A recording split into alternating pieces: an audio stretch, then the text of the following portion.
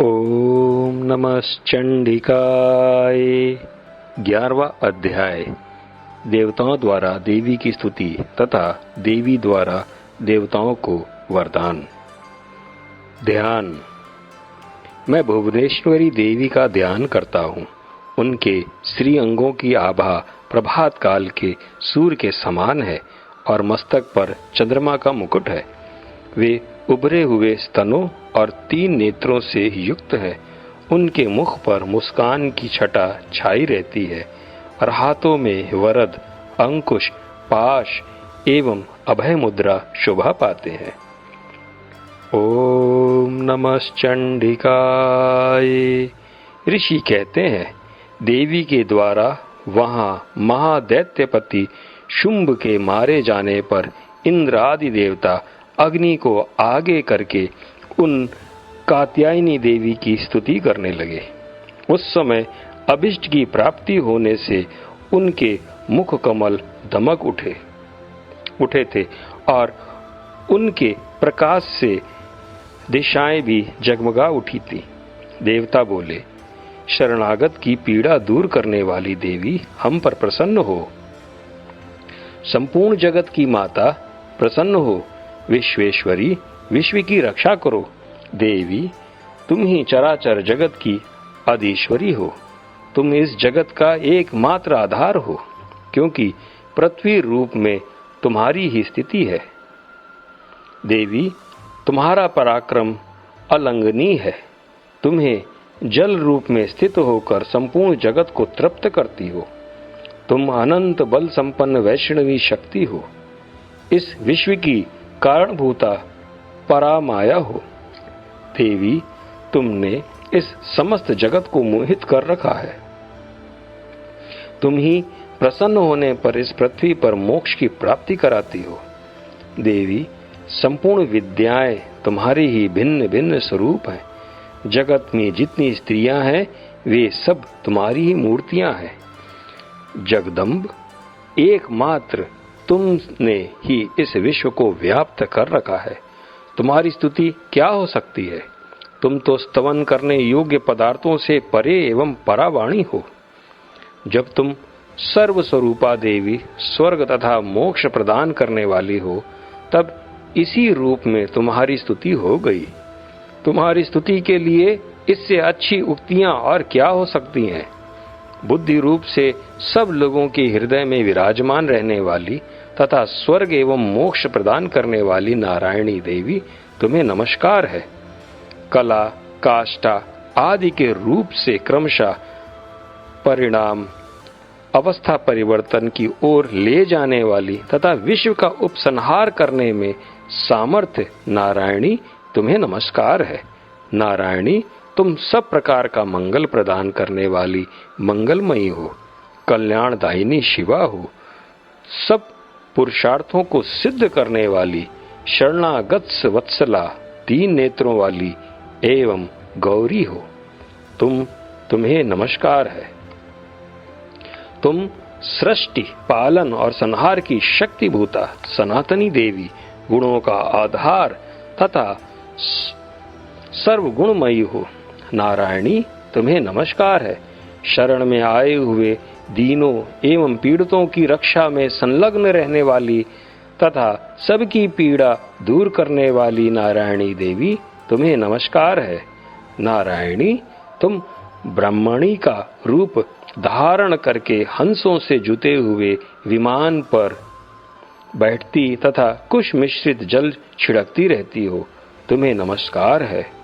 माहेश्वरी रूपा से त्रिशूल, चंद्रमा एवं सर्प को धारण करने वाली तथा महान वृषभ की पीठ पर बैठने वाली नारायणी देवी, तुम्हें नमस्कार है। मोरों और मुर्गों से घिरी रहने वाली तथा महाशक्ति धारण करने वाली कौमारी रूप धारणी निष्पापे नारायणी, तुम्हें नमस्कार है। शंख, चक्र, गदा और शांग धनुष रूप उत्तम आयुधों को धारण करने वाली वैष्णवी शक्ति रूपा नारायणी, तुम प्रसन्न हो। तुम्हें नमस्कार है। हाथ में भयानक महाचक्र लिए और डाढ़ों पर धरती को उठाए वाराही रूप धारणी कल्याणमयी नारायणी, तुम्हें नमस्कार है। भयंकर नरसिंह रूप से दैत्यों के वध के लिए उद्योग करने वाली तथा त्रिभुवन की रक्षा में संलग्न रहने वाली नारायणी, तुम्हें नमस्कार है।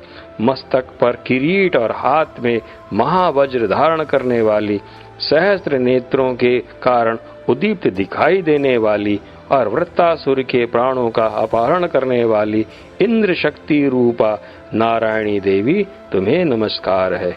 शिवदूती रूप से दैत्यों की महती सेना का संहार करने वाली, भयंकर रूप धारण तथा विकट गर्जना करने वाली नारायणी, तुम्हें नमस्कार है। दाढ़ों के कारण विकराल मुख वाली, मुंडमाला से विभूषित मुंडमर्दिनी चामुंडा रूपा नारायणी, तुम्हें नमस्कार है। लक्ष्मी, लज्जा, महाविद्या, श्रद्धा, पुष्टि, स्वधा, ध्रुवा, महारात्रि तथा महा अविद्या रूपा नारायणी, तुम्हें नमस्कार है। मेधा, सरस्वती, वरा, भूति, बाभ्रवी, तामसी, नियता तथा ईशा रूपिणी नारायणी, तुम्हें नमस्कार है। सर्वस्वरूपा, सर्वेश्वरी तथा सब प्रकार की शक्तियों से संपन्न दिव्य रूपा दुर्गे देवी, सब भयों से हमारी रक्षा करो, तुम्हें नमस्कार है।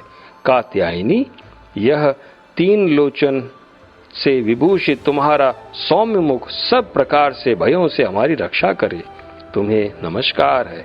भद्रकाली, ज्वालाओं के कारण विकराल प्रतीत होने वाला, अत्यंत भयंकर और समस्त असुरों का संहार करने वाला तुम्हारा त्रिशूल भय से हमें बचाए, तुम्हें नमस्कार है। देवी, जो अपनी ध्वनि से संपूर्ण जगत को व्याप्त करके दैत्यों के तेज नष्ट कर देता है, वह तुम्हारा घंटा हम लोगों की पापों से उसी प्रकार रक्षा करे जैसे माता अपने पुत्रों की बुरे कर्मों से रक्षा करती है। चंडिके, तुम्हारे हाथों में सुशोभित खड्ग, जो असुरों के से रक्त और चर्बी से चर्चित है, हमारा मंगल करे, हम तुम्हें नमस्कार करते हैं। देवी, तुम प्रसन्न होने पर सब रोगों को नष्ट कर देती हो और कुपित होने पर मनोवांछित सभी कामनाओं का नाश कर देती हो। जो लोग तुम्हारी शरण में आ चुके हैं, उन पर विपत्ति तो आती ही नहीं।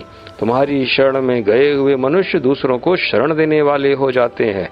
देवी अंबिके, तुमने अपने स्वरूप को अनेक भागों में विभक्त करके नाना प्रकार के रूपों से जो इस समय इन धर्मद्रोही महादैत्यों का संहार किया है, वह सब दूसरी कौन कर सकती थी। विद्याओं में ज्ञान को प्रकाशित करने वाले शास्त्रों में तथा आदि वाक्यों में तुम्हारे सिवा और किसका वर्णन है, तथा तुमको छोड़कर दूसरी कौन ऐसी शक्ति है जो इस विश्व को अज्ञान में घोर अंधकार से परिपूर्ण ममता रूपी गड़े में निरंतर भटका रही हो। जहाँ राक्षस, जहाँ भयंकर विष वाले सर्प, जहाँ शत्रु, जहाँ लुटेरों की सेना और जहाँ दावानल हो, वहाँ तथा समुद्र के बीच में भी साथ रहकर तुम विश्व की रक्षा करती हो। विश्वेश्वरी, तुम विश्व का पालन करती हो, विश्व रूपा हो, इसलिए संपूर्ण विश्व को धारण करती हो। तुम भगवान विश्वनाथ की भी वंदनीय हो। जो लोग भक्ति पूर्वक तुम्हारे सामने मस्तक झुकाते हैं, वे संपूर्ण विश्व को आश्रय देने वाले होते हैं। देवी प्रसन्न हो, जैसे इस समय असुरों का वध करके तुमने शीघ्र ही हमारी रक्षा की है, उसी प्रकार सदा हमें शत्रुओं के भय से बचाओ। संपूर्ण जगत का पाप नष्ट कर दो और उत्पात एवं पापों के फलस्वरूप प्राप्त होने वाले महामारी आदि बड़े बड़े उपद्रवों को शीघ्र दूर करो। विश्व की पीड़ा दूर करने वाली देवी, हम तुम्हारे चरणों पर पड़े हुए हैं, हम पर प्रसन्न हो। त्रिलोक निवासियों की पूजनीय परमेश्वरी, सब लोगों को वरदान दो। ओम नमः चंडिकाय। देवी बोली, देवताओं, मैं वर देने को तैयार हूँ। तुम्हारे मन में जिसकी इच्छा हो वर वह वर मांग लो। संसार के लिए उस उपकारक वर को मैं अवश्य दूंगी। ओम नमः चंडिकाय। देवता बोले, सर्वेश्वरी, तुम इसी प्रकार तीनों लोकों की समस्त बाधाओं को शांत करो और हमारे शत्रुओं का नाश करती रहो। ओम नमः चंडिकाय। देवी बोली, देवताओं, वैवस्वत मनवांतर के 28वें युग में शुंभ और निशुंभ नामक 2 अन्य महादैत्य उत्पन्न होंगे।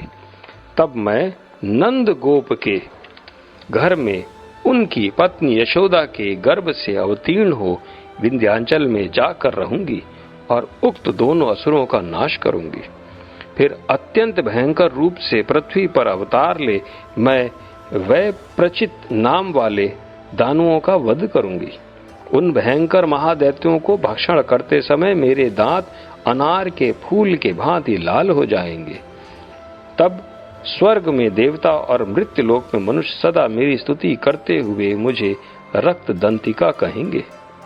फिर जब पृथ्वी पर 100 वर्ष के लिए वर्षा रुक जाएगी और पानी का अभाव हो जाएगा, उस समय मुनियों के स्तवन करने पर मैं पृथ्वी पर अयोनिजा रूप से प्रकट होऊंगी और 100 नेत्रों से मुनियों को देखूंगी। अतः मनुष्य शताक्षी इस नाम से मेरा कीर्तन करेंगे। देवताओं, उस समय मैं अपने शरीर से उत्पन्न हुए शाकों द्वारा समस्त संसार का भरण पोषण करूंगी।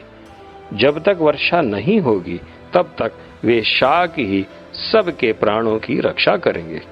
ऐसा करने के कारण पृथ्वी पर शाकंभरी के नाम से मेरी ख्याति होगी। उसी अवतार में मैं दुर्गम नामक महादैत्य का वध भी करूंगी। इससे मेरा नाम दुर्गा देवी के रूप में प्रसिद्ध होगा।